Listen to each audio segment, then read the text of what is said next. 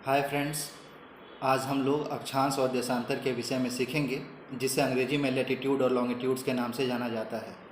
हम जानते हैं कि हमारी पृथ्वी सौरमंडल का एक ग्रह है और हमारी पृथ्वी आकार में बहुत विशाल भी है।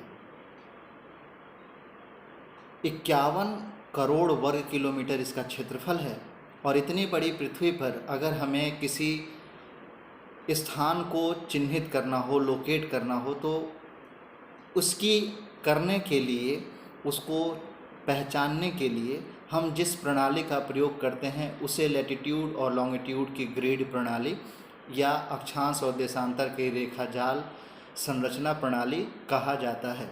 और इसी के विषय में आज हम पढ़ेंगे कि इस अक्षांश और देशांतर का कैसे उपयोग किया जाता है, इनकी संख्या कितनी है, और अगर मानचित्र निर्माण के क्रम में हम जाते हैं तो इनको बनाया कैसे जाता है। तो सबसे पहले तो हम ये समझें कि जो हमारी पृथ्वी है वो है कितनी बड़ी, कितनी विशाल। तो जैसा मैंने उसके क्षेत्रफल के बारे में बताया आपको कि 51 करोड़ वर्ग किलोमीटर के लगभग उसका क्षेत्रफल है, और हमारी जो पृथ्वी का आकार है वो पूरी तरह से गोल नहीं है। यद्यपि बच्चों की किताबों में, जो स्कूल ये बच्चों की छोटे क्लासेस होती हैं, उसमें लिखा होता है कि हमारी पृथ्वी का आकार गोल है, परंतु ये पूरी तरह से गोल ना होकर के गोलाभ की तरह है। जैसा पंपकिन होता है, जिसको हम लोग कद्दू कहते हैं, उसके आकार का है।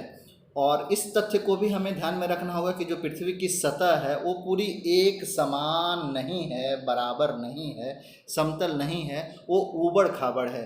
कहीं पे बहुत ऊंची ऊंची चोटियों वाले पर्वत हैं, कहीं पे ऊंचा स्थान है जो ऊपर से चपटा है, जिसे हम पठार कहते हैं, कहीं समतल मैदान है, कहीं गहरी गहरी घाटियां हैं, कहीं बहुत निचला हिस्सा है जिसमें पानी भर गया है और उसे हम समुद्र के नाम से जानते हैं। तो ये सारी विविधता हमारी पृथ्वी पर पाई जाती है, और इन सारी विविधताओं के साथ ही हमारे पृथ्वी के आकार को समग्र रूप से बाहर से देखने पर, अगर हम ग्रह के बाहर से चले जाते हैं, किसी सेटेलाइट के चित्र से देखते हैं, तब भी हमारी पृथ्वी हमको स्पेराइड के रूप में, जियोइड के रूप में ये हमें प्रतीत होती है, यानी कि गोले होने का भ्रम देती है।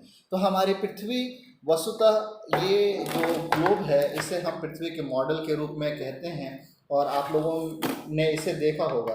और ये लगातार अपने अक्ष पर घूमती रहती है। अपना अक्ष मतलब जो इसका ये निचला हिस्सा है और जो इसका ऊपरी हिस्सा है, इसके बीच से उसी को केंद्र मान करके पृथ्वी पश्चिम से पूरब की ओर निरंतर घूमती रहती है, और पृथ्वी अपना एक चक्कर लगभग 24 घंटे में पूरा कर लेती है।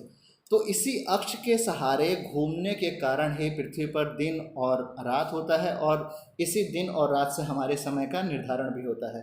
ये एक खिलौना है जिसे हम, आप सभी लोग आजकल देखे होंगे, इसे फिगेट कहा जाता है।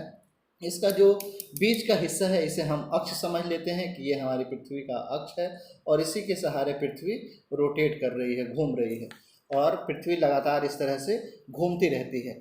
और इसी घूमने के साथ साथ ये सूर्य के चारों ओर, सपोज कीजिए कि ये सूर्य है, और इसके घूमने के साथ साथ ही पृथ्वी इसके सूर्य के चारों ओर परिक्रमा भी करती है। तो जो पृथ्वी अपने अक्ष पर घूमती है तो उसे हम घूर्णन कहते हैं, और जब सूर्य के चारों ओर घूमती है तो उसको हम परिक्रमा का नाम देते हैं। और इसी घूर्णन और परिक्रमा के कारण ही, घूर्णन के कारण दिन और रात हम महसूस कर पाते हैं, समय का अंतर पता लगता है, और परिक्रमण के कारण ही ऋतुएं बदलती हैं। जो मौसम में परिवर्तन आता है, ऋतुओं का जो बदलाव होता है, वो इसी के कारण होता है। हमारी पृथ्वी जो है वो अगर एक एग्जैक्ट रूप से खड़ी होती तो ऐसे अपनी सतह के साथ खड़ी होती, और जब अपनी सतह के साथ पृथ्वी खड़ी होती, यानी कि इस तरह से बॉल रखी हुई होती, तो उसका जो ऊपरी हिस्सा है वो धरती से 90 डिग्री का कोण बनाता। कोई भी चीज़ अगर हम इस तरह रखेंगे तो स्वाभाविक है कि 90 डिग्री का कोण अपनी सतह के साथ बनाएगी, लेकिन ऐसा होता नहीं है। हमारी पृथ्वी पूरी तरह से स्ट्रेट रूप में नहीं खड़ी होकर के, बल्कि झुकी हुई है, जैसा कि आप ग्लोब में भी देख रहे हैं। इस ग्लोब में भी देखिए, आपको इसका एक हिस्सा दिख रहा है, और आप इसको देख रहे हैं कि ये यहाँ से इधर की ओर झुकी हुई है। तो इसी झुकाव को हम समझते हैं, ये जो झुकाव है इस सतह के सहारे, ये 90 डिग्री की अवस्था होती अगर ये सीधा खड़ा होता तो, लेकिन हमारी पृथ्वी सीधी नहीं खड़ी होकर के थोड़ा सा ऐसे झुकी हुई है, और कितने अंश झुकी हुई है?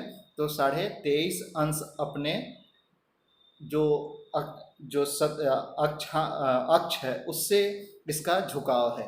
अपने अक्ष के सहारे ये 23.5 अंश झुकी हुई। स्वाभाविक है कि जब अपने अक्ष के सहारे झुकेगी तो इसका ये नीचे का हिस्सा भी थोड़ा सा उठ जा रहा है, ये वाला हिस्सा, ये अपने अपने उससे टेढ़ा हो जा रहा है। और जो यहाँ पे जो कोण बन रहा है जो अपने अक्ष के सहारे, उस कोण को हम 66.5 डिग्री के रूप में आइडेंटिफाई करेंगे, क्योंकि अगर 90 डिग्री का पूरा कोण है उसमें से 23.5 ऊपर झुक गया है तो स्वाभाविक रूप से 66.5 नीचे वाला झुकेगा, तभी वो 90 डिग्री के कोण का पूर्णतः पालन हो पाएगा, यानी कि उसकी स्थिति बन पाएगी। और हमारी पृथ्वी का झुकाव अपने अक्ष पर 66.5 डिग्री है और अपनी सतह के सहारे अपने अक्ष पर 23.5 डिग्री है और अपने सतह के सहारे, परिक्रमण पथ के सहारे ये 66.5 डिग्री झुकी हुई है।